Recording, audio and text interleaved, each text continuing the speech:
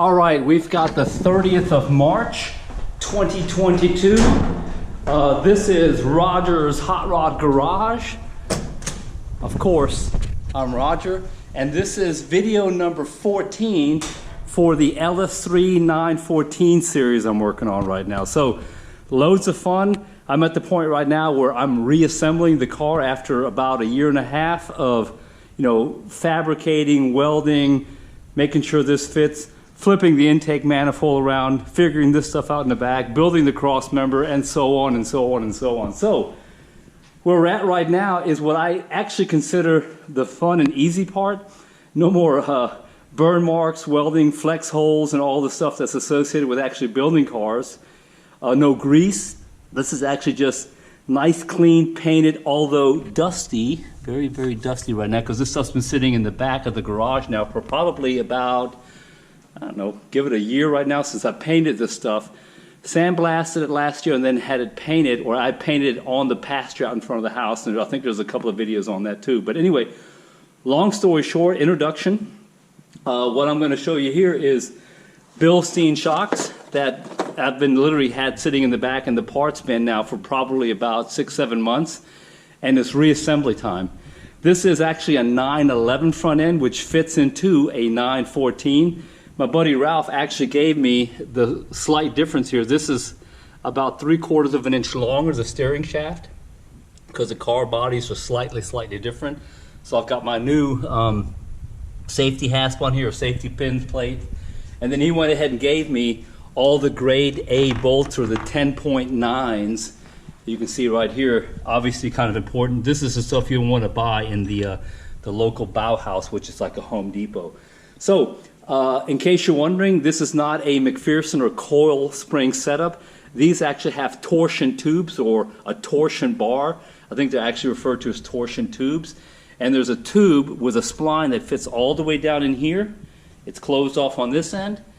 And then you can actually adjust it by the way you actually clock it on the ride height. And there's a small adjustment with 11mm bolt that you can actually adjust the ride height on the front of it. The back is not a big deal because I got coilovers on the back, which is not stock, but it'll actually adjust the ride height on the back. The engine weight is not going to be an issue because it only weighs like about 30 or 40 pounds more than the original 4-cylinder that was in there. So, long story short, what I've got ahead of me in the next couple of days is, I guess I'm going to get some soap, like Palmolive or something, and just squeeze these things up in here and get them in here. And the same thing with these assemblies on the corner. I'll probably go to YouTube and type in how do you do this for 911 bushing mounts, and I'm sure some wise guy has already figured that one out, the old hillbilly method of doing it, because I don't have a press or anything, and I really don't want to leave right now, which is a topic of discussion right now. Got a slight runny nose, just a little bit of a cough because I'm COVID positive right now. I had my PCR test last Friday. So what that means, I don't get to go to work. I have to telework, which is not a blessing in disguise. It's actually kind of tempting because you want to screw around in the garage all day long when you're supposed to be upstairs actually doing work for the U.S. Army. Anyway, long story short, sorry for the little sidebar. Let's get back to this. Bilstein shocks, that one's already in there. And let me show you something really, really cool here, which I thought I had the wrong one. But if I undo this, and hold on, let me do this the professional way by putting my camera down right here. By doing this, oh wait a minute, cool, Saturday Night Live, need more cowbells, if you've ever seen that, so that's pretty funny. Anyway, pull the hat off, the hoot, and then what they give you here is actually both. So this run right here is for external. If you had the threads externally right here, which I don't, that would have been a problem. Those are external. You throw this away. Actually, I'm not going to throw away because it's a nice pretty piece. And this is the one for the internal threads. See that? The internal threads. And it threads, let me make sure I don't knock my camera over, right in here. And then the way this is held in, that actually holds it in. And you just basically take out the shock tower just like that. Put this on it. It's got the little ring seal on it, or the little seal. Push it down in here. And then once it's in here, you just screw it down in here nice and tight. I'll throw a little Loctite on that, and then I'll get the special tool that, which is probably going to be a flat blade screwdriver, big one, and just ting, ting, ting, ting, ting, ting, ting, ting, ting, ting. Anyway, cool stuff. Let me put that back on there because I'm like that. And close that off. And what I'll do is I'll head to the back right here. You might want to ask yourself, what's the bench seat from a 59 Apache pickup truck doing sitting right here? Well, the 59 Apache and the 39 actually showed up. So I'll just do a quick little outtake of that one. But let me show you what I've got assembled back here or ready to go. The last video, my hood, trunk, or frunk I think they call it, and the rear cover, the doors are right there. That's ready to go. There's my top ready to go. But the entire rest of the car is sitting right here. Willwood brake conversion. I've got my also, these are also Willwood canisters that are going to be my hydraulic clutch and obviously the brakes. I got the larger brake calipers. These are my drive shafts. These are the rear coilovers I was telling you about. Not too pricey. I was surprised. These are about $200 a pop, which is still pricey, but it's not. Here are my rear trailing arms right here with the new bearings pressed in by Ralph, and also the 5 lug, obviously, so I can have more option choices as far as the wheels I want to use. And obviously 5 lug is a little bit stronger than 4 lug. My brakes are in here. I'm not going to bore you about unpacking everything. Just want to do a quick little intro. Hope you enjoy the rest of the video. It's going to be a fast one, probably about maybe 10-15 minutes. And I have a quick little outtake. The Nomad's in the garage right now because I just want to drive it a couple times. And technically I can drive it down the road, but I'm not allowed to actually go shopping, go to the drugstore, go to McDonald's because I'm in quarantine until my nose stops running. But again, no symptoms, so I'm pretty lucky right now. What else? Yeah, the bench seat, I'll do a quick little outtake on that one. Easy stuff, but I don't have attention deficit disorder, but when the trucks arrived, that kind of like was my focus. And the focus is to get this thing by summer, which is about 2 or 3 months away, actually cranked up and running. And the main thing I got to do right now is get that front assembly over there, bolted right up underneath here. And then I can order the wheels, which I've got a couple of ideas what I want to use for wheels on this thing. Probably the old Fuchs wheels, which there's a company called Maxi Light that actually does a reproduction, a really good reproduction. I want to keep this thing looking kind of strong. And there's one other tire that a buddy of mine, Timo, recommended, and I might look into those. The rims are going to be about $200 a pop or $250 a pop. And that's not that bad. It's $1,000 I got to drop on rims, and I'll do a nice little tire choice. I think what I can squeeze underneath here is a 245 or a 255, which gives me that big fat meaty look. And obviously I want the fattest tire on here to try to get some of the power of the motor, the LS, for this super light car. So anyway, I'll stop yapping right now, and again, enjoy the rest of the video. It'll be a short one this time. I've been talking for about 8 minutes so far, so take care. Bye-bye. All right, I'm doing the actual bushings right now for the front suspension. So I've got this cleaned up really good. On this side right now, I've got myself a little bit of a camper put on this corner right here. I don't have the special tool, but I'm going to try this. I just checked out a video online from a guy who does this probably professionally, but I'm not. But little hints like this little piece up here has to be orientated up. Once this goes on here, all the way up to here, has to be at 21 degrees. So I'm modifying his plan just a little bit because I've got mine clamped to the bench right here. And then this right here is going to be at exactly 0, so it's completely flush. And then I'll take this one over here and I'll drop this one at 21 degrees. Facing up away from the ball joint, which is over here. So that's the plan, and I'm cooking this bushing upstairs right now on the stove and get it to really warm temperature so it'll slide on a little bit easier. And then obviously I'll be using a lot of dish soap. And then I got my little puller right here, and I'm going to push this in here, go all the way to the other end, and once this is in here, I'll put on all my bolts over here, and I'll show you that guy real fast.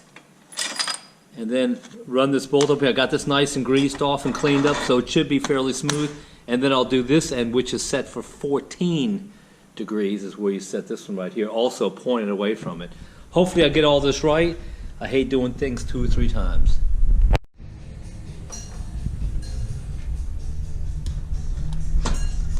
Oh, damn, hot, hot, hot, hot. Off the stove, it's super hot. It's the driver's side one. Put my gloves on here, and I gotta work quick here. The orientation of this one is up. Get my soap completely in here and in here. Plenty of soap. Oh, I've got a couple of bubbles happening here. And then now I'm going to push this.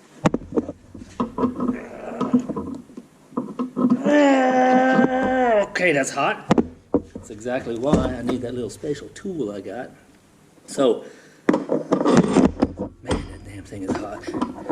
So, this is the second bar I've had in here because the first one I was using normal bolts or normal nuts on the stainless steel thread, and it gouged them, or whatever you want to call that terminology. But the goal right now is to, I don't have that special tool that's supposed to shimmy it up on there. I do have plenty of soap on there, and I think with enough pressure here in my 17 millimeter, and if I kind of orientate this thing, I'm going to try to get this thing on here. There we go. I'll tell you what, it's damn hot though, I can tell you that. Flip this around. As long as I keep that straight, I bevel that edge just a little bit. Should be plenty of soap in here. And like the guy on YouTube just said, make sure there's plenty of it on there. I'm going to find out here whether I'm going to be cussing in the next couple of minutes.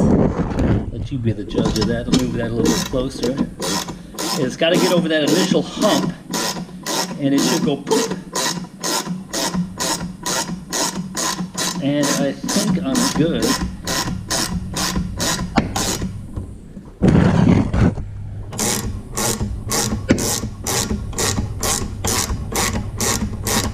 Man, there's just so much stuff you have to pay attention to here. Like the large end right there on that camber has to be up. This thing is nice and hot, so that's a good idea with the stove. And then plenty of lubrication. And it looks like the doggone thing is actually going on there quite nice.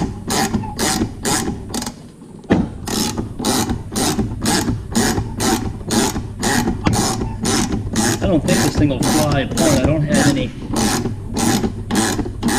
safety glasses on, but it's not going very tight at all, so that's a good news story. Okay, almost there. Whoop, it slipped a little bit.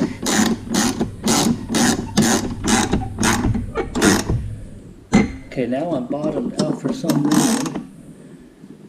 I don't know why. But I'm almost at the edge right there. Why did I bottom this thing out? I don't know. But that's okay. I'm there. So I'm there to the point where I can actually get a pair of vice grips on there. Let me make sure that I can actually do that. And this is not Roger's idea, but the guy on the internet said do this, and he had all the right tools, so I should be able to, oh yeah. Look at that. Pressed it right up on there. I don't think I can get up in there, but maybe with a pair of needle nose. Oh man, I can actually get up in here with a pair of vice grips. Oh yeah. Okay, so cool. Now, let me show you this one back up a little bit. This right here is 0 degrees, so my protractor here is 0. I've got it zeroed out. And then now that little needle has to be changed to 14 degrees. That is 14 right there. Now you place that right there, and I've got to go down. Doggone thing is still hot.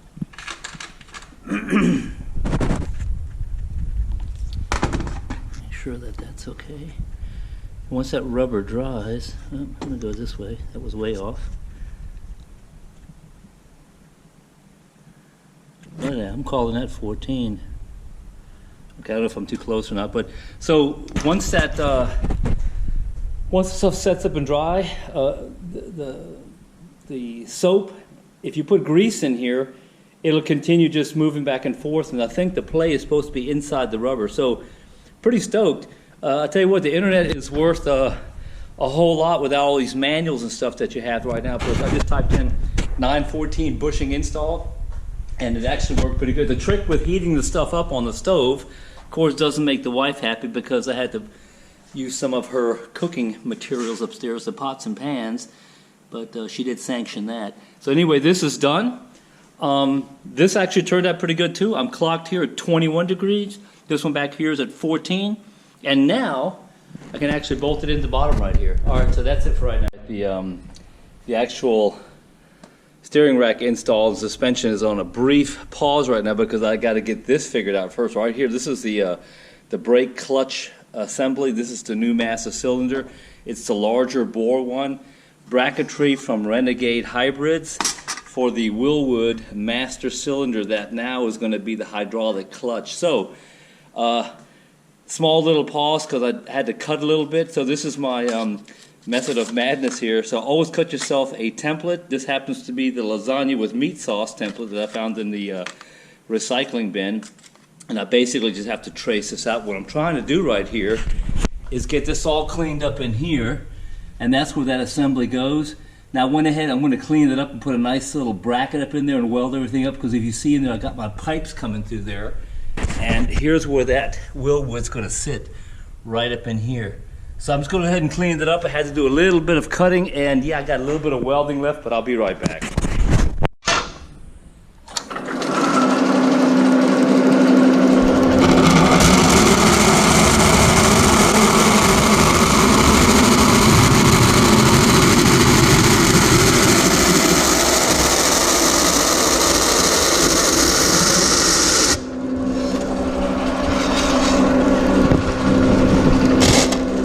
Cut yourself a little template, man, things sure do look good.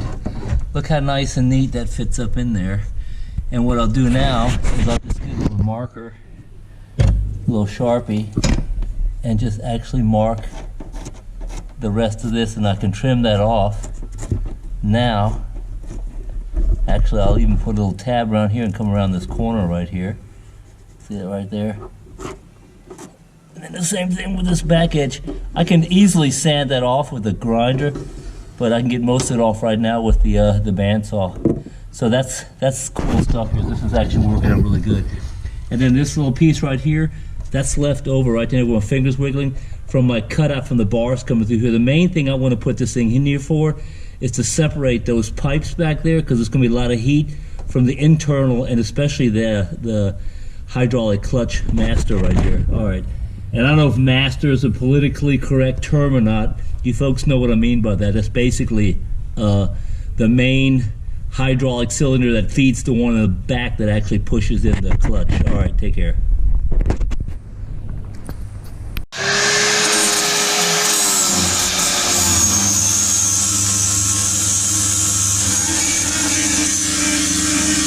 It's kind of hard to do this when got one arm and I got it to be at two places, but anyway, I got my little jack in here, and this is what's actually solving the issue right now. So now just a little bit of up right here, there we go, and then it popped up in there.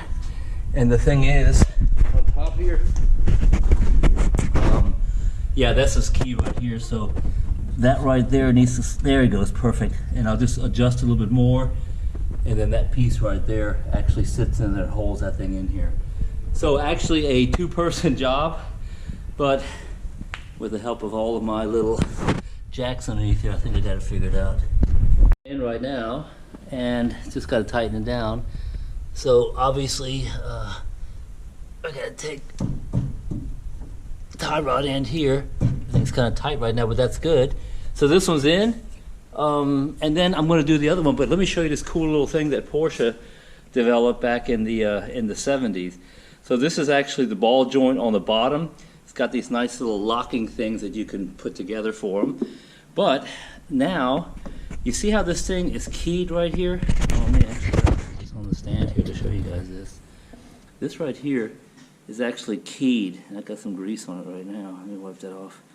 And I polished it up nice and up and everything. I took some 600 grit paper, cleaned out the inside of that thing, because what's going to happen now is this one right here goes in just like that, and it's perfectly keyed right now, if you can see that.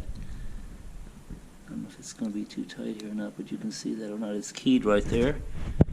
And now I'm going to take this one, which is keyed, and point it to the back like that. I'm going to go get my hammer. There it is right there. And I'm going to hold this thing at the same time because I know my GoPro is going to fall over now. And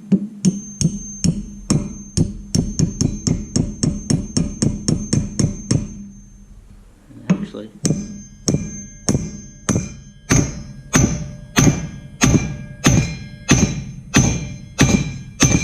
and that's about as far as it goes in.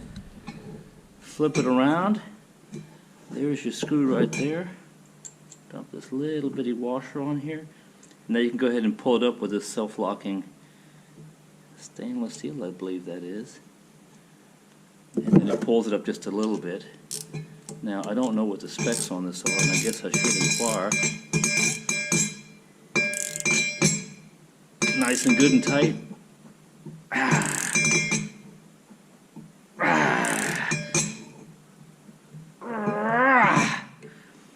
I'm calling that good. One more. Alright, looks pretty spiffy. I'll just check that, obviously. Maybe I'll pop it one more time, but that's it right there. So I'll go put this one in the other side. I'm going to call it an evening.